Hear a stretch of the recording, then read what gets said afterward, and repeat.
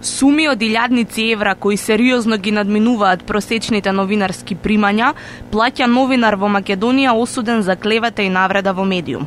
Нема воспоставен плафон. Казната може да биде неограничено висока, зашто горната граница во законите не е утврдена.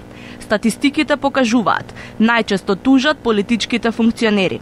165 тужби кон новинар регистрирани се изминатава година. Владо Ѓорчев, поранешен уредник на Шпиц, ја поддржува иницијативата за декриминализација.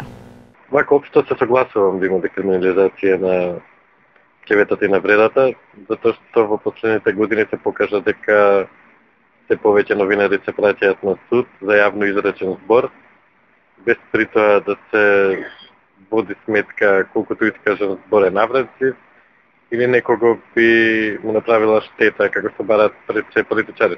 Иако има случаи дека има премногу тужби новинар кон новинар, мислам дека сета таа пародија што се случува последниве години треба да престане.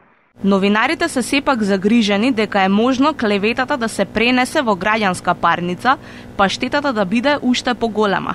Новинарот на Фокус Владко Стојановски се осврнува на последната казна од 15.000 евра, која треба да ја плати неговата уредничка Јадранка Костова на функционерот Антонио Милошовски.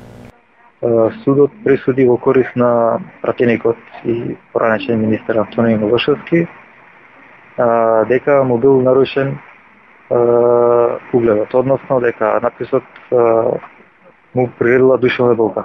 И ќе беше се нормално доколку стануваше збор за написот, спорен беше наставот за написот, кој всушност е прашање.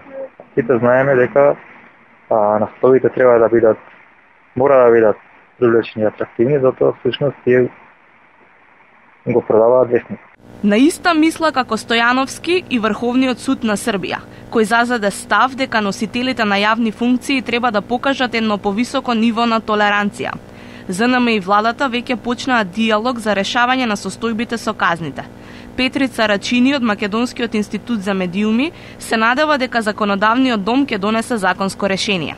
Сметам дека новинарската заедница во многу брз период ќе излезе со неколку конкретни решенија, неколку модалитети кои што ќе ги стави, се надевам, на маса, на преговорачката маса во овој процес кој што тече во преговорите помеѓу ЗНМ и владата на Република Македонија, и се надевам дека властите ќе го сватат, ќе сватат тежината на овој момент и дека ќе направат конструктивен исчекор во решавање барем на ова горливо прашање кое што очигледно резултира со многу проблеми во јавниот дискурс.